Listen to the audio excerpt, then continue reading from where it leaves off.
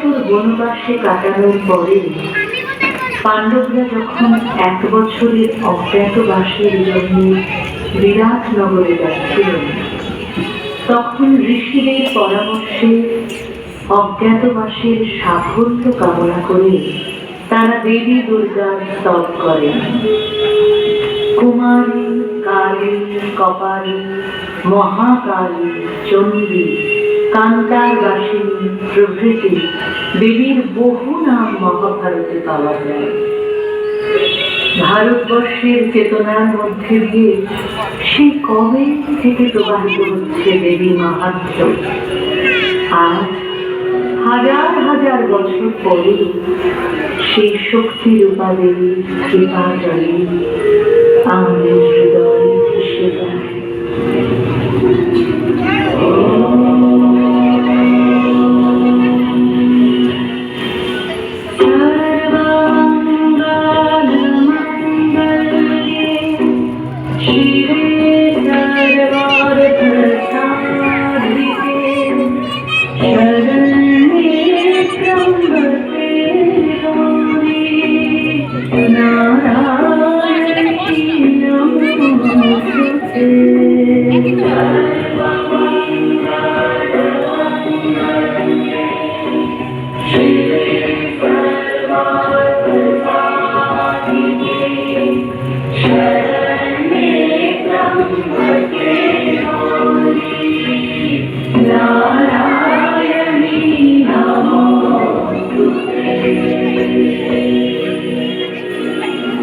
মার্কণ্ডেয় পুরাণের অন্তর্গত শ্রী শ্রী চণ্ডীর নারায়ণী স্তুতিতে পাওয়া যায় দেবীর অপার মহিমার কথা।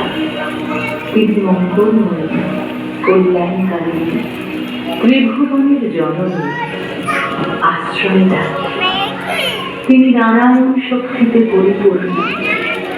দেবী দুর্গার এই যে অপরূপ চিত্র আমাদের সামনে উঠে আসে, এই হলো নারী শক্তির একেবারে আদি কথা। যুগের পর যুগ ধরে নারীর ভেতরে এই সব কটি গুণকেই তো আমরা দেখেছি এবং আজও দেখতে পাই।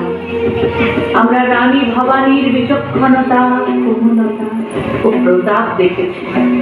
ঝাঁসির রানীকে যুদ্ধক্ষেত্রে জীবন দিতে দেখেছি। আমার রানী রাসমণিকে দেখেছি এক পাগল পুরোহিতকে কিভাবে মায়ের মতো আগলে রেখেছিলেন।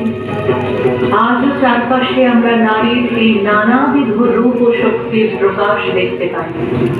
যে নারী তার কর্মক্ষেত্র গৃহ দুটোই সামলে চলেছে, যে নারী বহু মানুষের আশ্রয়স্থল হয়ে দাঁড়িয়েছে, এদের সবার মধ্যেই সেই নারী শক্তির আদি অগ্নি জ্বলছে।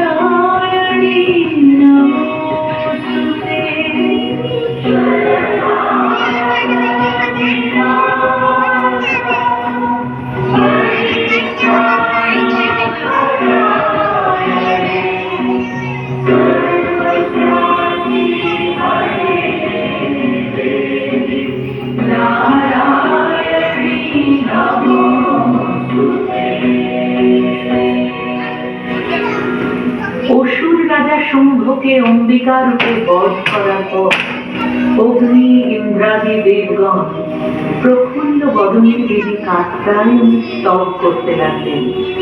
তারা বললেন, হে দেবী, আপনি সৃষ্টি, স্থিতি ও সংহারের শক্তি রূপিণী, আপনি ত্রিগুণময়ী, আপনি লক্ষ্মী ও আত্মজনকে পরিত্রাণ করেন এবং সকল দুঃখ নাশ করেন। আপনাকে নমস্কার।